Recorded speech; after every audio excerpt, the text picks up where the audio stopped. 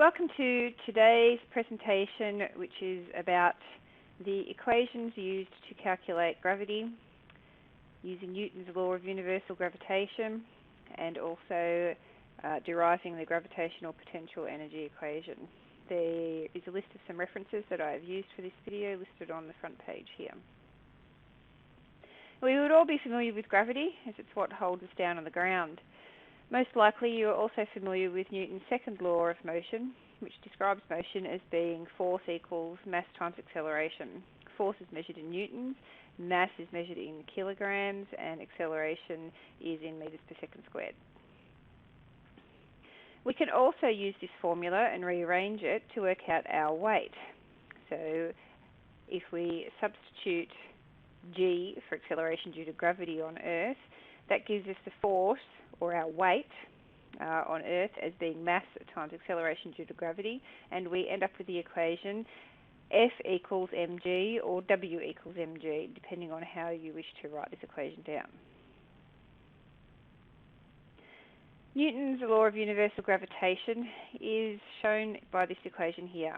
It represents the force equaling the universal gravitational constant, which is measured in Newton meters squared per kilogram squared, multiplied by the masses of two objects divided by the distance squared.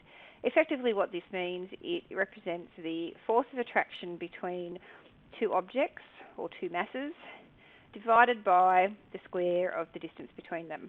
So as our masses are further apart, the force due to gravity, or the attraction, the force of attraction, is reduced in an inverse square relationship. If we look at what happens here on Earth, we're going to have a look at the force of attraction between the Earth and an object on the Earth's surface. By substituting some of the objects in the equation, we can get this new equation where g is still the same, f is still the same. We have a mass of our Earth and the mass of our object divided by, instead of d squared, we're using r squared because r is the radius of the Earth. We can actually substitute our first couple of formulas to derive a new formula to determine the value of g, or gravity. So if we have a look at our first formula we had weight equals mg, or force due to weight, or weight due to force, is equal to our mass times our acceleration due to gravity. We also have our law of universal gravitation formula, which is on the previous slide. If we, as they both are equal to F, they are both equal to each other, so we can end up with this substituted equation down here on the second line. As we have mass of the object on both sides of the equation, we can divide both sides of the equation by MO, which cancels out, and that gives us a new value, or new equation, which gives us a value for g being, or little g, gravity, is equal to big G times the mass of the Earth in this case, divided by the radius squared of the Earth. We're actually then going to substitute in the numbers, the figures for those letters in the equation to determine what our value of g is.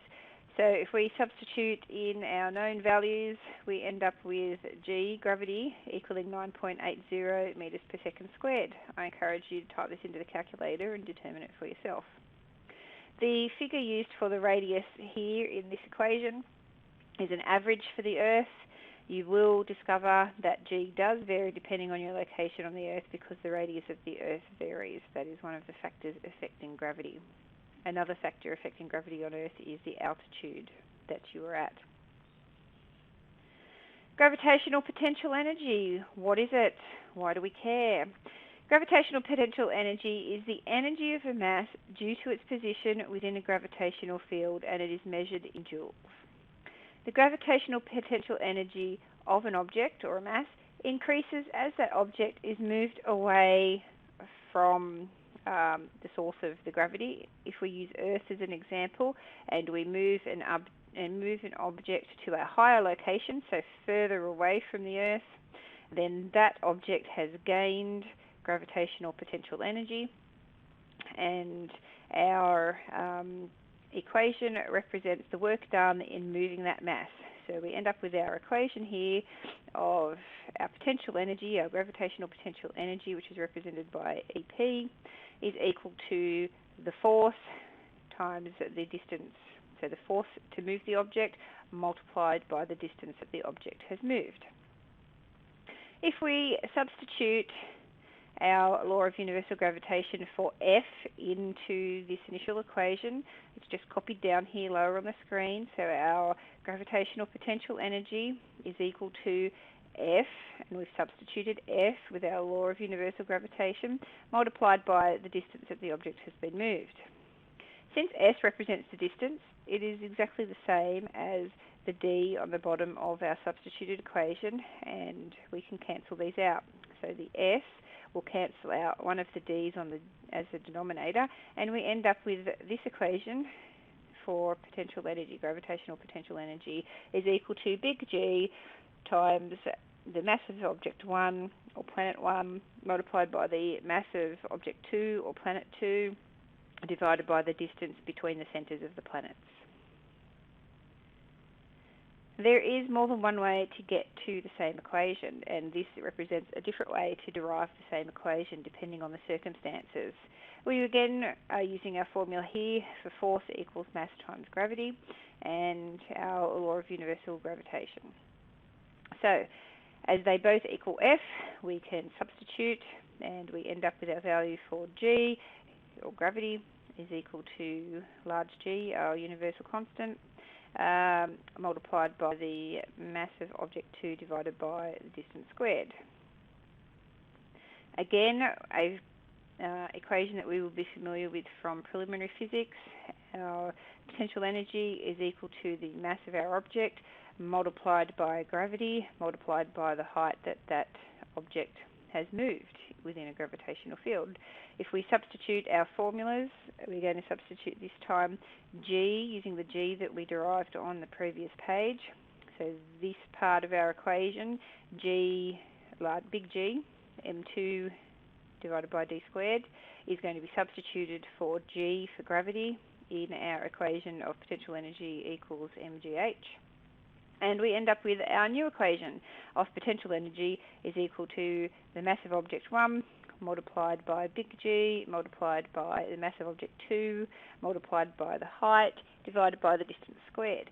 In this instance, the height represents a distance that the object has moved within the gravitational field, which is the same as D squared as the denominator, and we can cancel out H for D, and we end up with the same equation that we had earlier. I've just rearranged M1, M2 so it looks in the same format, and we end up with potential energy is equal to big G M1, M2 divided by D. So there are two different ways to derive our equation for potential energy. Just a quick note about potential energy, because we're missing something important here, and it all has to do with the definition. Generally, you would describe potential energy. We understand that an object increases its potential energy as its height is increased. So we move a pen 1 metre higher, it has an increased gravitational potential energy. If we consider that the Earth has where zero potential energy is, and our pen is moved away from the Earth, then it would end up with a positive number. By definition, when we look at potential energy in a universal situation, we actually consider that infinity is where zero potential energy lies, and anywhere which is not infinity is actually has a negative potential energy. Because potential energy increases as we move away from our object, in this case Earth, with gravity. So potential energy increases. It increases towards zero as it gets closer and closer to infinity. So we're moving an object away from the Earth towards infinity, and its potential energy is increasing as it goes. Infinity has a potential energy of zero, which means that our potential energy of our object has a negative value. We would also consider this, if we look at it a different way, that the work has been done by the gravitational field, and therefore the potential energy has to have a negative value.